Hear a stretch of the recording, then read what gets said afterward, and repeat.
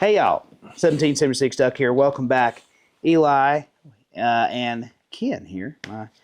Papaw Ken, gun Papaw Ken here. It's one of those things where if you're someone who says, "Oh, I want to put a weapon light on my 50-ounce 2011 to reduce the recoil," I'm going to go ahead and tell you this ain't going to be the video for you. You are definitely going to want to turn back and go, watch anime or whatever it is y'all people watch. But if you're a guy who likes a big bore, this is going to definitely be an episode you're going to enjoy. I love the N-frame Smith Wesson. I love the 44. If you watch any of the 1911 Syndicate stuff, you would know that. Turns out that although, and I got to give you a break. You've shot enough 44 in your life. It's okay that you're not shooting much now. Although you don't shoot much in-frame 44 stuff nowadays, you are a in-frame guy at heart. And a 44 mag guy. And a 44 mag guy at heart. And you got a couple. You just got a couple of in-frames here. A couple of 44 six guns. Some 44 mags. I'll tell you about them. And kind of we'll go to the order. The first 44 Magnum revolver I ever owned was a 6.5. And I don't have it anymore, but this is one I bought a number of years ago. It's an S serial number, which means it's pre-N. It was made prior to 1969. I think I looked up, this is like a 1961 gun. Wow. It still has what they call the Coke grips model, or Coke-shaped grips on it. It's spectacular. I bought this gun from the guy. When I bought it, he gave me a box of Remington 240 grain 44 Magnum ammo with 6 empty cases, and the rest of the box was still full of ammo. So that kind of said, and when you look at the gun, you can tell it's been fired very little. But this was the original classic, and that's what, that was the Dirty Harry gun. That's right. Do you feel lucky? I certainly do, being around all these Model 29s. It's just an iconic gun. Yeah, it's an iconic American handgun. It truly is. And definitely in this barrel length too, It is an iconic handgun. So of course you got to start off with that one, and then we're going to this one. Gorgeous stocks on this gun. So well, this is actually pretty scarce Model 29. This is a 5-inch. Oh yeah. And not a lot of them. It's very uncommon. It was never a standard catalog gun. They were made in limited production, and it's my favorite barrel. To me, I'm a 5-inch gun, and I think a 5-inch barrel on an N-frame, balance and appearance-wise, it's there. This is a little muzzle heavy, and especially when you draw it, you got a lot of leather to clear. To me, this is the compromise. If I could have one 44 Magnum Model 29 or 629, it would be a 5-inch. This is the pick of the litter. And again, this one is a honey. Actually, it's got a pair of nil copies of these grips that make these grips look lame. I mean, you look at the grain and the quality of the fix, and Ken Nell gave me these. Oh, they're gorgeous. And these are gorgeous. And by the way, it's superb. Again, wonderful shooting gun. If you look, it's not been shot a whole lot. Yeah, that's a really, really good looking 6 gun. I'll tell you, to be honest, as cool as it is with it being a 5-inch gun, I continually go back to these stocks. As we've talked about in other episodes, when you get into 6 guns, getting into the stocks is really the next thing. To me, that will make or break your experience with a 6 gun, is how well those stocks feel and how well they fit you. And you'll notice this one has more pronounced palm swells than this thing. I mean, it fits your hand superbly. It does, and because of that, it really has a good feel. Although this hasn't had an action job at all, has it? Factory. Yeah, you can still, that dog will still hunt. Moving on, I'm going to give it to you in the holster here, so you can just educate us. And well, I grew up reading gun magazines. We didn't have social media and YouTube. You read gun magazines. And Guns and Ammo, one of their prime writers was Elmer Keith, the father of the 44 Magnum. Absolutely. By the way, lives up the road about 25, lived in Salmon, Idaho. We saw his house. Yeah. And anyway, so I was always afflicted. So he designed a holster that was marketed by the Lawrence Leather Company. It was called the Model 120. It was the Elmer Keith holster, which this is. And this holster is the nice one. It's got the leather laced edge, basket stamp, sight protector, lanyard, and chamois skin lining. So literally, I mean, it's befitting. And my favorite gun back in the day, and the one that I loved was the 4-inch Model 29. And this is an early one with what the Coke style stocks. And again, you'll notice this one's in pretty nice shape.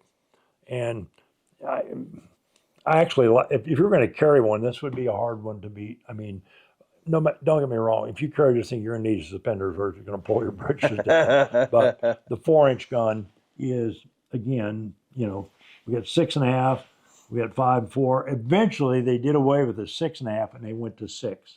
Basically, and that was in the N series era. So these are typical. These are all fairly early generation. I think if I remember correctly, this gun is a 29. Just a 29, not a dash. Oh, wow. Okay. Yeah, okay. So this is probably about a 1959 or 58. That's incredible. Yeah. And I really quickly want to talk, just real quick. I didn't talk about this before, so I apologize. The 44 mag, the Smith Wesson Model 29, it's a gun that's really famous. And my favorite actual account, not a Dirty Harry story, but maybe a Dirty Harry goes to Vietnam, let's be honest, is Charlie Askins Jr. taking a pre-Model 29, the 6.5-inch gun, to Indochina as an advisor. As an advisor, because we weren't supposed to be there, and actually smoking a Viet Cong with it. And the interesting thing to me on that story is the fact he had his M1 rifle with him, and he purposefully switched over to, he called it the belt gun.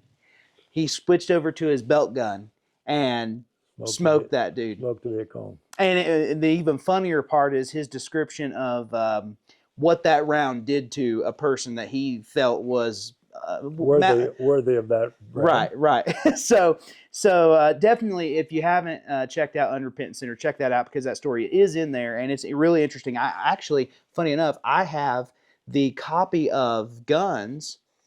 It's a December 1959 where he talks about hunting in Indochina with the Model 29. Now, of course, he does. I think he killed a water buffalo too, didn't he? I think so. Yes. Yeah. Now he doesn't bring up the Viet Cong story in that article, though, or maybe he did and they just edited it out. Probably not much, because at that point in time, we weren't supposed to. We weren't supposed to be there, right? Absolutely. Now I kind of know what you got here, and actually, you have one of those. Yes, I like. Now mine's not as nice as yours. Holy crap, mine's not as nice as yours. No, holy crap! I bought that. It was new when I bought it. Holy, yeah. Well, a 3-inch 29. They were round, but it was. I got a pair of Spiegel socks. Hell. Greg Spiegel made me a pair of stocks for dude. it. And this is a gun. When you touch this off with you know it. Yeah, it's not like you don't know what. Holy crap! Gun. But anyway, this gun is, you can see, it's like new. It barely has a line. Oh, that's Craig a Spiegel sweet Select. I think this was, I don't know what kind of wood it is, but it's spectacular. And I don't think he made many. These are boot grips with an extension, single finger groove, checkered. And when you grab it, as you know, it feels pretty good. Yes. I really do love my 3-inch 29. As you mentioned, though, let's be honest, it's a 44 special. That just so happens. It's ideal for 44 special ammo. Right. Yeah. The Model 24 version is actually probably the more appropriate one. Yes. But if you're a 29 44 mag guy and you don't own one of those, shame on you. Right. And it's funny. This is the gun that broke Jake when we were filming our Model 29 video. This really was the gun that pushed him over the edge.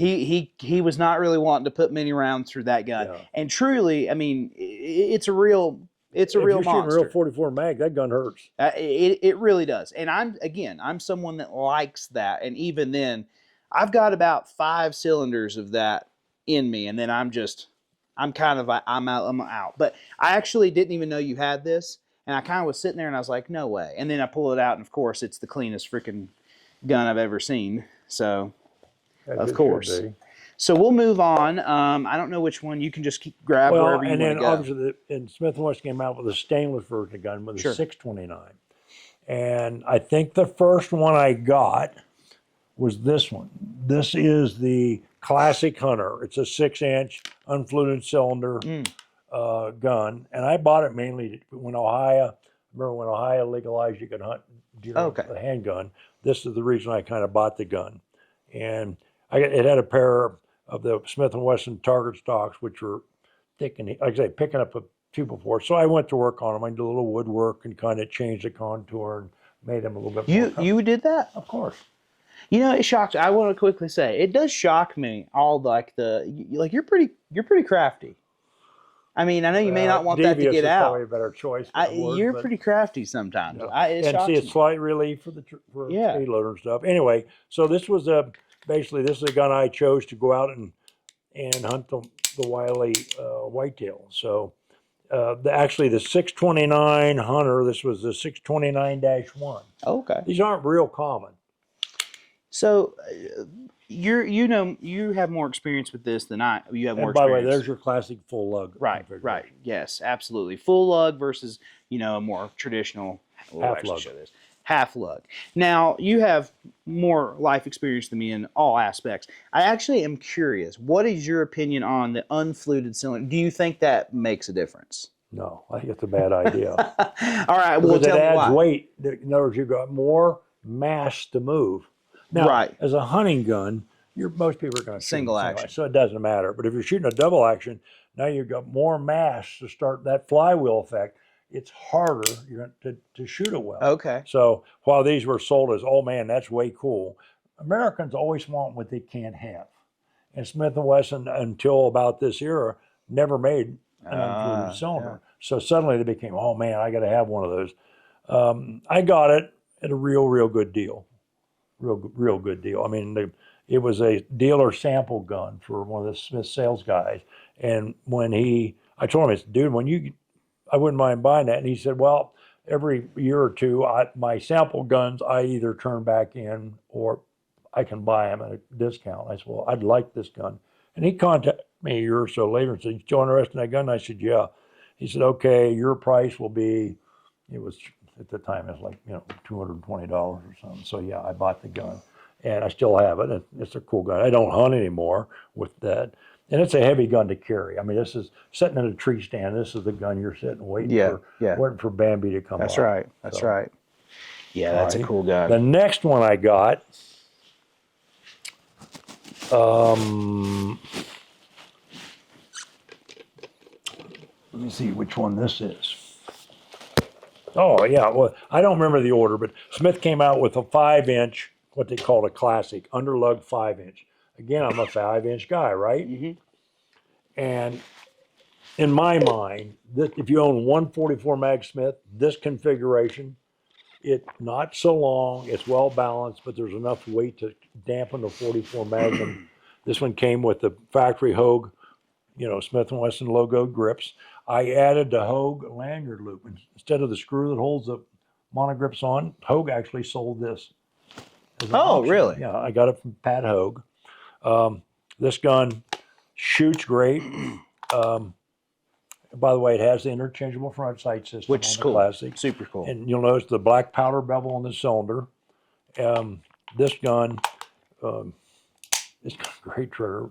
It is really a good shooter. Yeah, so that is a full lug 5-inch gun, and classic. It's a pretty heavy gun. For a 5-inch, yeah. Yeah, that's a pretty heavy gun for sure. Good shooter, really nice gun. Now, the next gun that came down my way, Smith & Wesson brought out a gun called the Mountain Gun. In my opinion, Smith & Wesson's best 44 Magnum, in the sense that if you really carry it and you're up in the backcountry, as far as a 44 mag, this thing, weight-wise, now it's got a lot of more muzzle flip, but it's comfortable to carry, not stupid heavy, shoots great. The Mountain Guns, typically all of them had round butts. The small contour like the 1950, which I dig, special barrel. I think that looks great. The black powder flutes. They came with, at that point, with that teardrop magazine or thumb piece, which I never liked. This was Scott Mulcairn made this and sold it as an option, I think, from Brownells. Anyway, I bought that and put on this gun. And then it's like the guy, it was a gunsmith in Indiana, George. I apologize, I don't remember his last name. He did the action one. It's superb. And then I had a pair of Craig Spiel stocks. Of course. And the end result is really a nice gun. Yeah. Go ahead. I mean, I love the mountain gun. oh, the mountain gun, and I think that's their best 44 they ever made. aesthetically too. Oh yeah. Cool And I gun. think I'll be honest with you, when the new mountain gun came out, you would see a lot of influencers who would shoot it, and man, they were just like, oh, it recoils so much. Yeah, the gun's not meant for you to go out and it's for a gun to carry and not shoot a lot. Right. But right. if you need to, you got the horsepower. That's right. And I think, and it's cool. There was a number of years ago here. Remember in the paper, there was a gal from down in Custer County. It was out bow hunting, elk hunting, and a wolf pack came in on her. oh, really? And she was carrying one of those. And you think, well, wolves don't bother people. She shot 2 of them, killed 2 of them with a mountain gun. God bless her, right? God bless her. And I bet you she was awful glad she had that. That's right. That's right. I imagine that a wolf pack is probably not going to mess with you too much after you torch one of these off. I suspicion that, they probably changed direction. Anyway, cool guns. If I could only own one from a practical standpoint, mountain guns are pretty hard to beat. And it's a good looking, and Spiegels make that gun. Along that line, well, I'll take it in this order. Yeah. I talked to Jimmy Ray one day, and I said, and we talked about this in another segment in Custom Revolvers, I would really, really like to have a 5-inch half lug. He said, well, send me a 629 and I'll make you one. And this is the gun he made for me. At the time, I bought only gun I could find to send to him, because when you get an offer like that, you don't put it off. I bought a mountain gun. Yeah. This was the mountain gun. And I sent it to him. And on the mountain gun, he's just got the black powder bevel and stuff. He made me a 5-inch half lug barrel with the interchangeable front thing. Crown, like a recessed crown. Tuned it, as you know from when you handled it before. It's got a trigger pull that is spectacular. Beautiful gun. This gun shoots like a laser. I mean, it's got a pair of Craig Spiegel's roper pattern grips. You notice how thin they are compared to the 2x4s that Smith used. It's a wonderful gun. Shoots great. Everybody that's ever shot this gun falls in love with it. So it's one of my prize. Wonderful Magnum, 5-inch custom built gun. Now, when this was done with, he took the mountain gun barrel off, because obviously he had to make this one. So when he returned the gun, he returned it with the mountain gun barrel. Well, I got to thinking one day, and I said, I got this barrel. Is there any chance you could make me a square butt mountain gun? He said, well, get me a square butt gun and I'll do it. So I sent him, a buddy of mine, Mike Singh, ran a pawn shop in West Virginia, in Moundsville, West Virginia, I think. And he got guns in on pawn. And one day he called me and said, hey, I got a 629. It just came out of pawn. You're still interested? I think it was an 8 3/8. And I said, what kind of shape? He said, it's great shape. So I bought it. I think he sold it to me for a real good price. Sure. Boxed it up, sent it to Jimmy Ray with the mountain gun barrel.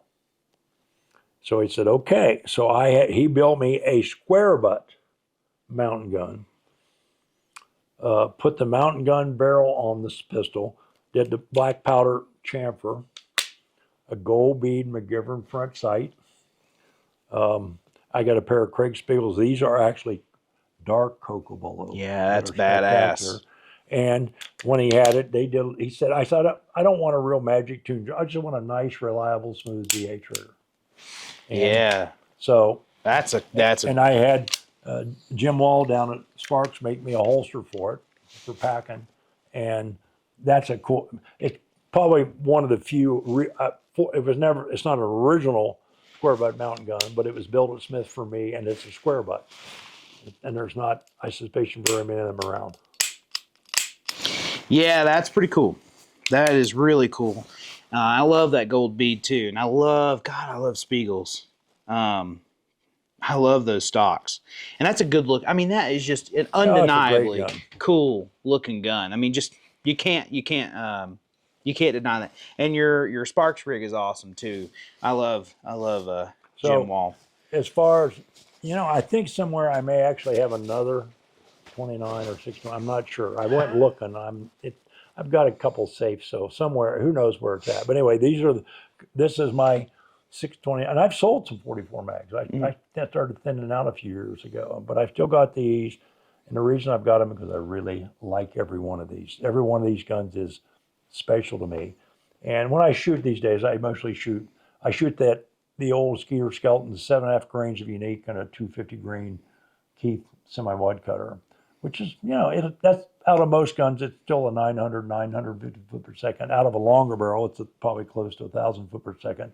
You know what? It'll take care of about anything in Idaho that I need to put a bullet hole in. So anyway, I like them. They always have a soft spot in my heart, and I'm blessed. I managed to get these as part of my accumulation. No, I'm so glad you shared them with us. The Model 29 is such a special gun in American gun culture, and it's just so cool to see so many different ones. Very few videos are you going to be able to see, all of these different Model 29s and 629s. So thank you so much for sharing those with us. You're welcome. Oh, I'm sorry? I hope these guys enjoyed it. Oh, I think they will. And also, it just allows you to get back to you're a Model 29 guy. You're a big absolutely. 44 guy. Absolutely. So anyways, with that, thank you all so much for joining us. We're having a great time, and we'll got more stuff coming, so just stay tuned. But have a great rest of your day. And always remember, carry cocked and locked.